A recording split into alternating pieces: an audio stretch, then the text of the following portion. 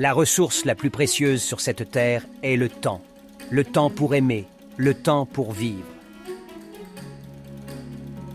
Dès l'instant où le corps humain naît, il commence à mourir.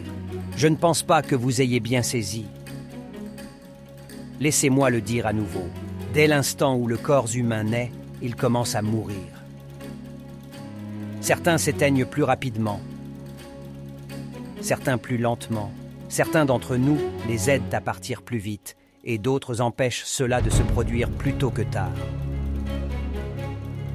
Combien de secondes, combien de minutes gaspillons-nous chaque jour à faire des choses qui ne sont nullement en accord avec nos objectifs, nos aspirations et nos passions intérieures?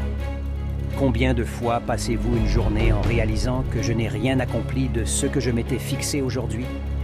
Notez ces objectifs chaque jour. Peu importe s'ils ne sont que 2, si vous pouvez les accomplir, alors vous faites plus que simplement passer la journée. Vous vivez et réalisez vos rêves. Trouvez du temps pour vous améliorer. Lisez, explorez, recherchez, vivez la vie.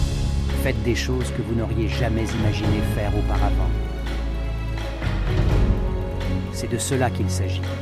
Quand vous êtes né, c'est cette date que l'on met à gauche de la pierre tombale. Quand vous mourrez, on met une autre date à droite de la pierre tombale. Mais ce tiret au milieu est la chose la plus importante sur cette pierre tombale. C'est une ligne qui, tout au long de cette période, vous a permis d'impact et de toucher la vie des autres. Vous avez pu laisser votre empreinte sur cette terre. Vous avez pu construire un héritage que personne ne peut changer. Vous avez pu faire en sorte que les gens se souviennent de qui vous êtes, peu importe quoi. Quand vous vivez pour ce tiret au milieu, vous allez vous souvenir de votre raison d'être. Votre raison d'être. Pourquoi vous êtes là, non pas pourquoi vous avez fait quelque chose, votre raison d'être. Votre raison de vous lever le matin. Votre raison de vous pousser au-delà de vos limites et de ne pas abandonner. Votre raison de continuer et de réaliser des choses dans la vie. Ce tiret au milieu, c'est ce qui vous pousse. Comment vous évaluez-vous sur une échelle de 1 à 10 en ce qui concerne votre apparence physique? En ce qui concerne votre santé? Prenez-vous soin de vous? Vous laissez-vous grossir et perdre la forme?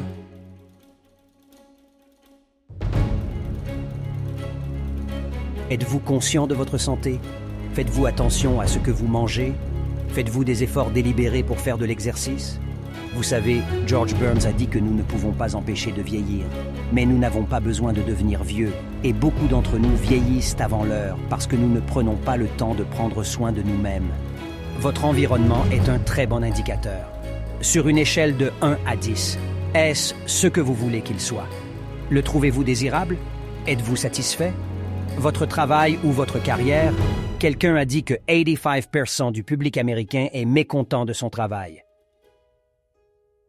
Passez-vous 8 heures par jour à simplement tuer le temps?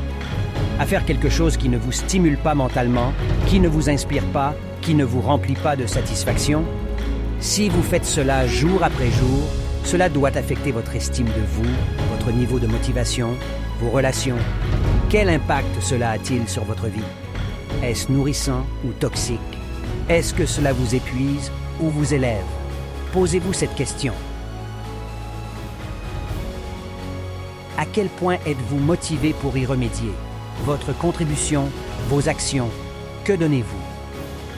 Beaucoup de gens quitteront cette vie sans laisser de traces.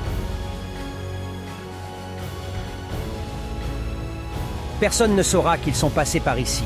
Et en fait, sous leur nom, on pourrait écrire « Pas utilisé à fond ». Est-ce que quelqu'un saura que vous êtes passé par ici?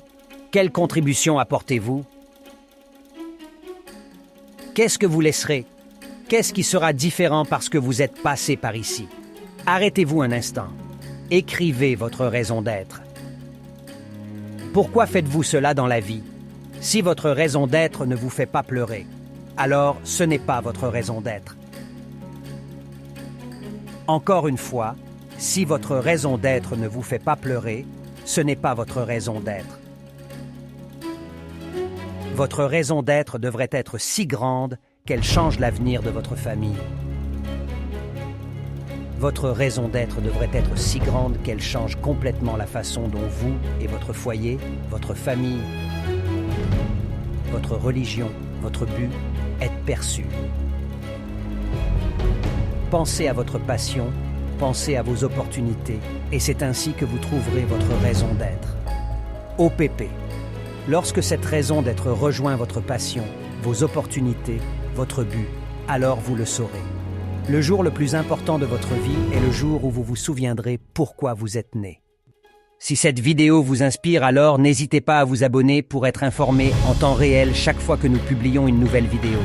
Rejoignez la communauté de guerriers et de guerrières.